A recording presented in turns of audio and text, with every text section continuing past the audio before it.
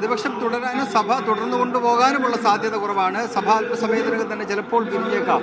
പ്രതിപക്ഷം നടുത്തളത്തിലിറങ്ങി മുദ്രാവാക്യം വിളിച്ചുകൊണ്ടുള്ള പ്രതിഷേധമാണ് സംഘടിപ്പിക്കുന്നത്. പ്രതിപക്ഷത്തിന്റെ ബഹളം കാരണം മന്ത്രിക്ക് ഒന്നും കേൾക്കാൻ കഴിയുന്നില്ല. മന്ത്രി കെ കൃഷ്ണൻകുട്ടി ജലവിഭവത്തിന് വേണ്ടി വൈദ്യുതി വകുപ്പിന് വേണ്ടി മറുപടി പറഞ്ഞുകൊണ്ടിരിക്കുകയാണ്. അദ്ദേഹത്തിന് പക്ഷേ ചോദ്യങ്ങളൊന്നും കേൾക്കാൻ കഴിയുന്നില്ല. അത്തരത്തിലുള്ള പ്രതിഷേധമാണ് പ്രതിപക്ഷത്തിന്റെ ഭാഗത്ത് നിന്നുണ്ടാകുന്നത്.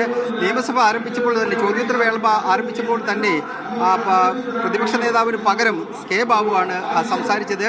പ്രതിപക്ഷ നേതാവ്, പ്രതിപക്ഷ ഉപനേതാവ് അടക്കമുള്ള പ്രധാനപ്പെട്ട നേതാക്കളെല്ലാം ജാഥയുടെ പുറകിലാണുള്ളത്. അതുകൊണ്ട് അവരാരും ഇന്ന് സഭയിലെത്തിയിട്ടില്ല.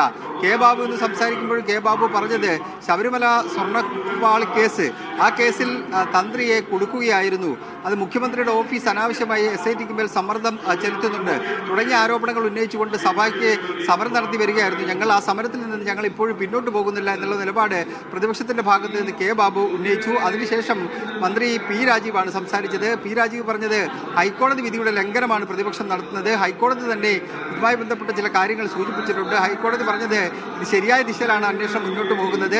സാധാരണ കേസ് അന്വേഷിക്കുന്ന പോലെ അല്ല ഈ കേസ്, അതുകൊണ്ട് സമയമെടുത്ത് നിങ്ങൾ അന്വേഷിച്ചോളൂ എന്ന നിലപാട് ഹൈക്കോടതി തന്നെയാണ് സ്വീകരിച്ചത്. ആ ഹൈക്കോടതിയാണ് പ്രതിപക്ഷ നേതാക്കൾ വെല്ലുവിളിക്കുന്നത്.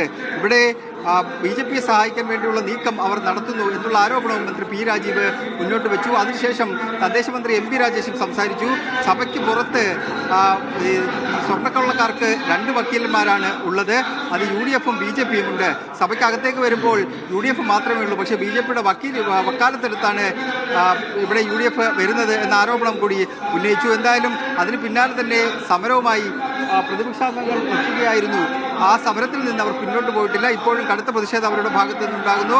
നടുത്തളത്തിലിറങ്ങി മുദ്രാവാക്യം വിളിച്ചുകൊണ്ടാണ് അവർ ഇപ്പോൾ പ്രതിഷേധം സംഘടിപ്പിച്ചുകൊണ്ടിരിക്കുന്നത്.